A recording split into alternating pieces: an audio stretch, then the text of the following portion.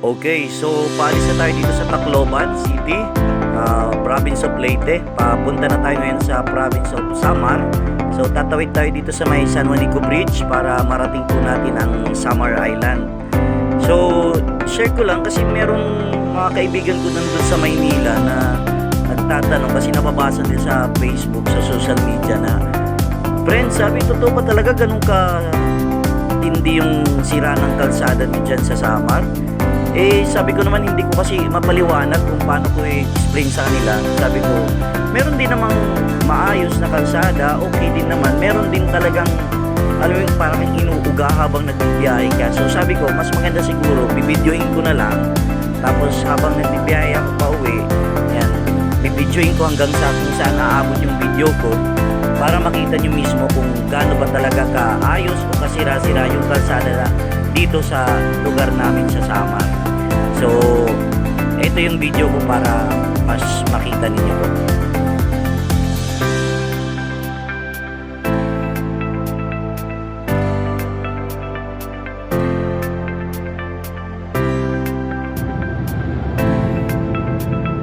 Okay, so nakalagpas na tayo sa San Juanico Bridge. Dito na tayo papasok sa unang municipality ng Samar, ang Santa Rita. Dito sa kalsada naman, pagpasok dito sa unang bayan ng Samar, okay naman siya. Naka-espalto yung kalsada, maayos, malinis. So maganda yung takbo ng sasakyan, dire-diretso lang. Ayos naman yung daan. So far pa, siguro parang bago lang siyang in-espalto yung kalsada. Kaya okay naman, maganda naman. Mula dun sa San Juanico Bridge, makalagpas mo, pagpasok mo dito mismo sa Samar Island, okay naman yung kalsada sa simula. Sa simula, ito. Kasi, espalto siya, maayos. Medyo mahaba-haba rin yung nilakbay ko na halos espalto na yung kalsada. So, sana nga tuloy-tuloy to hanggang makarating tayo dun sa pinakadulo. Yung mismong city proper dun sa Catbalogan. Mula Tacloban papuntang Catbalogan sana. Na ganito, mas maganda, mas maayos. Dire-diretso, maayos yung sabi nga sa salitang waray, matalunoy it kaliding. Dire-diretso at biyahe lahit sarakyan. Mopay kay kuan niya, espalto. Ayan. Okay naman so far. Okay naman yung sa simula na nadadaanan natin dito sa Santa Rita area. Pero yun nga, pagdating sa unahan, yun yung naging problema. Pagkatapos ng espalto, ito na yung problema natin. Ayan, yung mga kalsada na yan.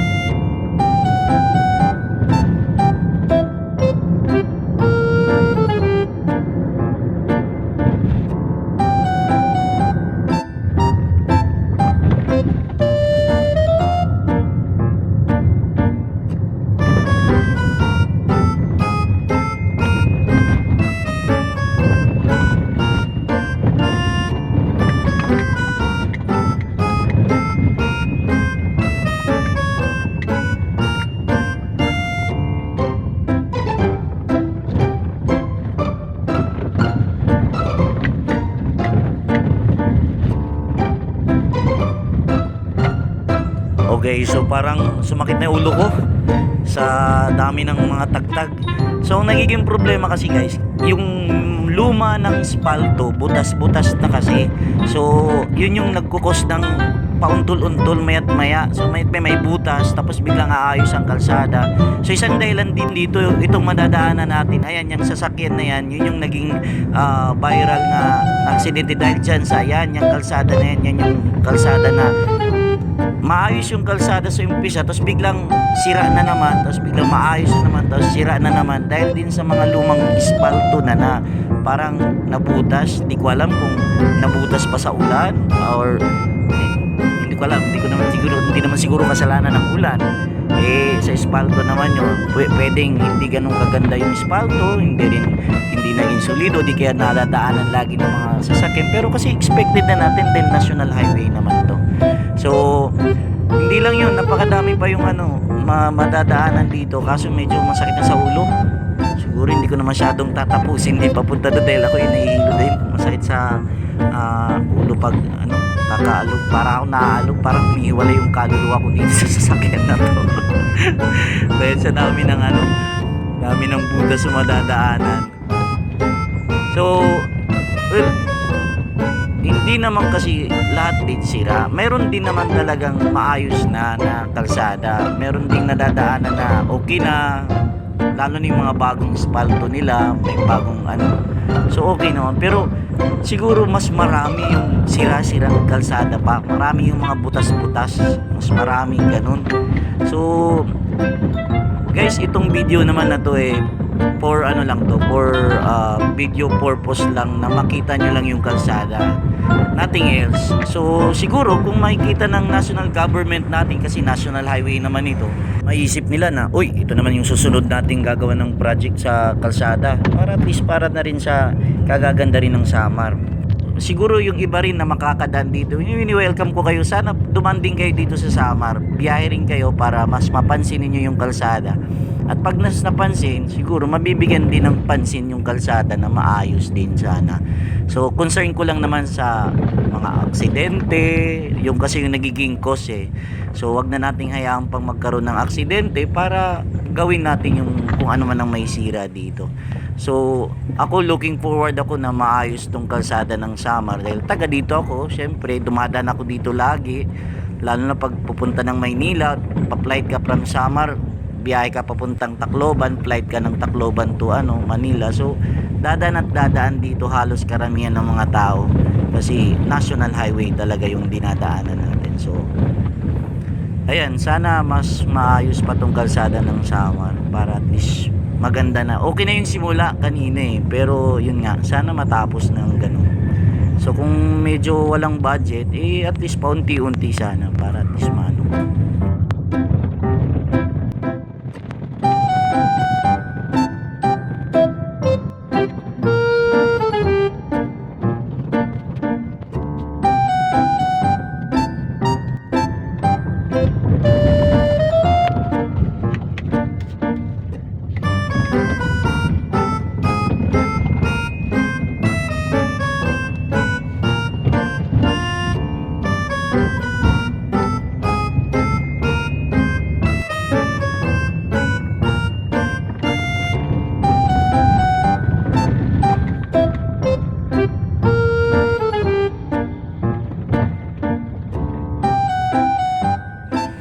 Okay guys, so hanggang dito na lang po ang video ko.